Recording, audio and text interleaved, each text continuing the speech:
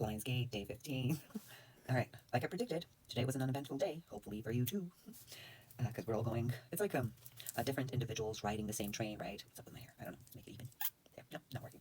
Anyway, so it's like we're all on the same train, but we're having a different experience in our lives. We're different individuals, we have a different life, so on and so forth, right? But we're on the same train to the same destination, right? Like so. Okay, so I guess I'm not going to direct the cards, but let's say what they say and go with it. At this point, you're like the lynx, like the cheetah, moving through the trees, right? So you're so agile at this point. You can move from one place to another and you can navigate the branches of the tree. You move freely through obstacles. That's what I mean. At this point, what was it? Like a week? Like last more, a little bit more than a week? And look at where we are now. Those of us who are going lynx. Okay, look. Someone's going to come into your life, right? Randomly, someone that you do not know. You might not see this person ever again, but they're going to teach you some kind of endurance, right? Regarding dedication to what? Okay, this is getting complicated. To abundance, right? A natural abundance state of yourself, mind, body, and soul, right? Your mind is abundant by nature, so is your soul, and so is your body. Just because it has been taken away or you have forgotten it, it doesn't mean it is not so. So this person is someone that you do not know is going to come, enter your life, and tell you something that will either direct you or teach you how to dedicate yourself or which way to direct your mind, right? To attain that state of abundance, right? To how to reunite with your higher self, right? How to become one um, with God, which is your higher self, in flesh. Um, that's the thing. Maybe that's the day 16th. Is it? We'll find out because today was a rest day. It was quite a nice rest day. I enjoy a little bit of rest. I was crazy. Look,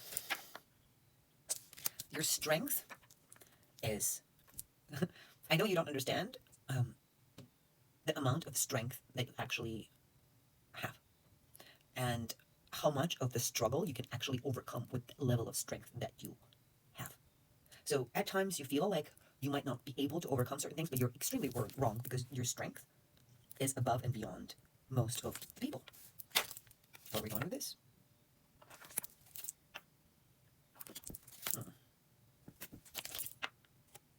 Okay, look. You're experiencing some kind of frustration in relationship, right? Or relationships, right? So if you're in a relationship presently, you're experiencing frustration within that relationship. If you're not in the relationship and you're looking for a relationship, let's say you're dating on and off, or you're trying to find your mate, you're finding it frustrating that you can't quite click, right? Once again, what it's telling you the same thing that I fucking said yesterday and the day before and the day before and the day before and ever since we started this fucking Lionsgate bullshit that we're going through. It's not bullshit, but like I just like to be rude most of the time. Anyway, your frustration that you're experiencing with whatever you can't have and you can't get, you can alleviate by, right, connecting to nature. Once again, the same goddamn story. They're telling you to go into nature, right? For empowerment, you must go to nature, right? You must become this a green woman. You've heard of a green man? You must become a green woman. So what does that mean? For boys, you need to awaken your feminine side and work on that to connect to earth, right? And for ladies over there, or who identify as one, you need to connect to your feminine side. Same fucking thing. And connect that side to earth. So you need to do the same thing. Go out in nature and meditate, like I said yesterday. Go out, sit in the soil, like I said. Do not put the mat down, but also do not just sit in the bugs or get yourself a tick or a disease, but find a place, I don't know, a sand, a soil, somewhere. Barefoot. Not naked. Not necessarily. In underwear. We don't want the holes exposed to worms, disease. But anyway, nature. Nature is your cure, and nature is what's going to save you from this frustration that you're experiencing from not getting what you want in a relationship or ships. That will spark the life inside of you. So it's like something inside of you that was not working is going to be rekindled. Yeah.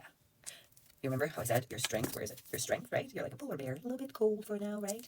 Somewhere out there, you're white polar bear. It's a little cold. You have the strength inside of you, but it's still a little cool down. You're not. What I mean by that, it's like not in action. What's going to happen with this is like brown bear. That's what you're going to awaken. Enormous, violent strength. Once again, they're telling me that you need to work with earth and wood. So, look, when I'm telling you go touch the soil with your palms or go hug a tree, I'm not joking. This is not a joke in any sense. Because when you hug a tree, right? The tree hugger, they're so crazy, they're so stupid. Oh my god, look at those people, they're insane. We're the right ones with a dead deer head stuck on our walls. Fuck you. Assholes. No, earth. Earth, hug the living tree. It is alive. It feels you. Know that it feels you. It will heal you. The intention that you give, right? So when you hug a tree, when you hold your arms around the tree, right? You hold it.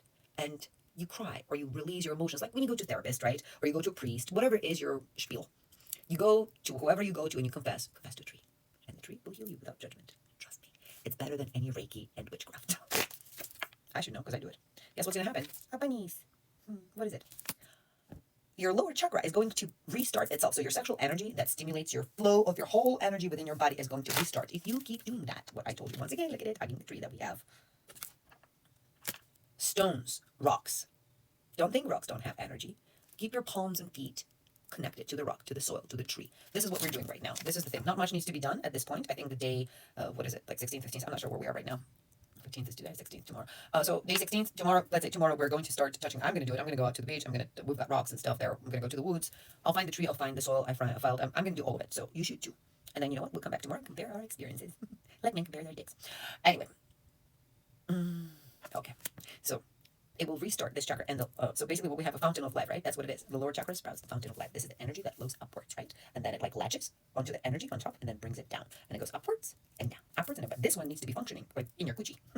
Below, that's where the red chakra is. The base chakra, that needs to be functioning. So it was like dormant for a while.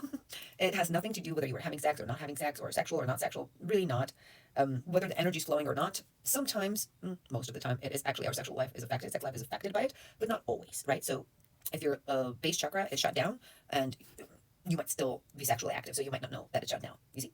But the way it manifests is a lot of illnesses, depression, sadness, self-loathe, addiction to certain situations, right? Like repeating the same patterns, like not moving, like a hamster in a wheel. It's not good because energy is not recycling itself. It needs to go up, like I said, latch up to the energy above you, right? And bring it down. So when it brings it down, it cleanses it. And that recycles it into the earth, right? And then brings it up, latches on, brings it down, empties it. This is a beautiful cycle. So this is what's going to happen. Yeah, there we have it. Energy rising up your spine. So this is what we're going to be working on tomorrow, day 16th. I'm going to go ahead and do it. They're telling you to dance. Dance, dance, dance. Wherever you are, dance barefoot. Dance barefoot. Don't pay attention to what people think wherever you are. Put the headphones on and just move. Like, like brown people know how to do that. You'll see a brown, like a black, white, this and that. But you gotta understand, some people somehow manage to keep their soul. You'll see a brown person walking by and they'll be like listening to headphones and they'll be like jamming through the fucking crowd. And they don't give a flying fuck. You'll be white fox. Or ashamed. What the fuck are you ashamed? You're in your world. Put the headphones in. Take your shoes off. Dance off. And then that will create the movement. So we've got the movement here. It will create the structure, right? And not necessarily this one, but they will create some kind of movement, right? It doesn't matter. Don't think much. The way you move would be the right way to move. But just stop thinking. Shut off your brain is tomorrow's lesson. And then hug a tree, touch the soil, I don't know, touch the stone, do all that while it's warm. The wheel. What about the wheel? You have to make a decision regarding changing your life. And it has to do with restructuring the protection. So I don't know if any of you have done a protection on yourselves. I have personally. So this relates to me. So it's basically, I can tell you as an example how it sounds to me. It sounds to me that the protection that I placed on myself or in my home, I have to take it down and restructure it, right? But the restructuring cannot happen, right, until I go through this process of grounding, right, and reconnecting and rekindling my energy flow. So don't do it tomorrow. Do it maybe in 3 days after tomorrow. I suggest wait 3 days. Joy. What about it? Respect. Hawk. Ancestor. Branch of life. Archer. Okay. You have to aim for joy, right? And respect it.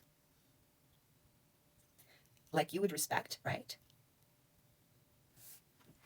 The life that has lived in that past, right? So the life that you have now, like you respect the life within the flesh right now, you value it. So let's say life is short.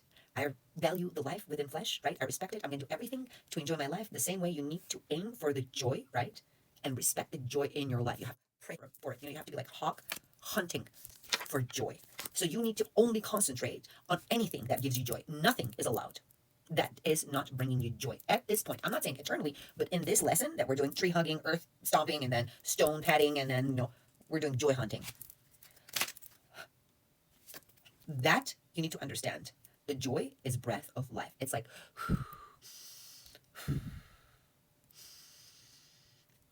just to breathe in and breathe out has to be joy in your mind. Do you understand what I'm saying? Nothing else needs to. You're not going to have to be any longer in this lesson on the 16th. I need a miracle to make me happy. Breathing in, breathing out needs to be the joy in your life. Set it in stone, set it in